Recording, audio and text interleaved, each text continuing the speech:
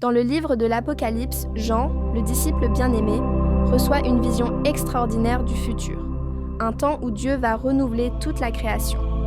Le verset que nous avons lu parle des cieux nouveaux et de la terre nouvelle, un symbole puissant de transformation et de renouveau. Mais que signifie réellement cette prophétie pour nous aujourd'hui? Pourquoi Jean voit-il la disparition de la mer? Et qu'est-ce que cela nous dit sur l'espérance chrétienne? 1. Les cieux nouveaux et la terre nouvelle. Jean décrit une scène où le premier ciel et la première terre ont disparu. Ce n'est pas une destruction anarchique, mais un processus divin de purification et de renouvellement. Le ciel nouveau, cela représente l'espace spirituel purifié, un lieu où Dieu règne sans obstacle, un royaume de justice et de paix.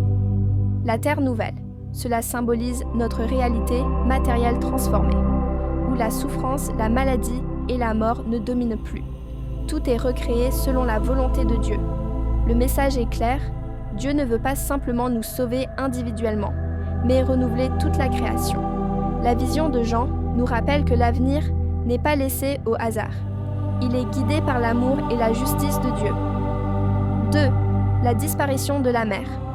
Dans l'Apocalypse, la mer est souvent un symbole de chaos, d'incertitude et de forces opposées à Dieu. Elle représente le mal, l'agitation et parfois l'injustice dans le monde.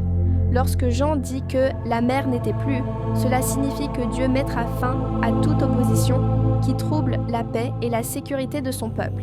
C'est un message d'espoir. Les forces qui nous oppressent, qui nous terrorisent ou qui nous troublent dans notre vie quotidienne seront finalement vaincues. Plus de conflits, plus de peur, plus de désordre. 3. La promesse de renouveau. Dieu dit « Voici, je fais toutes choses nouvelles ». Ce n'est pas une promesse vague, mais un engagement actif de Dieu. Tout ce qui est brisé, corrompu ou perdu sera restauré. Les cœurs meurtris retrouveront la joie. Les relations détruites seront réparées. La création elle-même respirera à nouveau la perfection que Dieu avait conçue dès le commencement. Cette promesse n'est pas seulement pour demain, elle nous invite à vivre déjà un avant-goût de cette restauration dans nos vies actuelles. Chaque acte de bonté, chaque pardon, chaque instant de foi participe à ce renouveau. 4. L'héritage des vainqueurs. Le verset se termine par une promesse. Celui qui vaincra héritera de ma paix éternelle. La victoire dont il est question ici n'est pas une victoire militaire ou matérielle. C'est une victoire spirituelle. Vaincre le péché et la tentation. Vaincre le découragement et le doute. Vaincre l'orgueil et la peur. Celui qui persévère dans la foi, même au milieu des épreuves et des tribulations, recevra un héritage inestimable. La paix éternelle de Dieu, une communion parfaite avec lui pour toujours. 5. Application pour aujourd'hui. Aujourd'hui, ce verset nous rappelle plusieurs choses importantes. L'espoir est réel, même si le monde semble chaotique et incertain. Dieu a un plan de restauration complet. La persévérance compte. Chaque épreuve est une occasion de rester fidèle et de marcher dans la foi. Nous sommes appelés à participer au renouveau. Par nos actions justes, notre amour et notre engagement, nous préparons déjà le chemin des cieux nouveaux et de la terre nouvelle.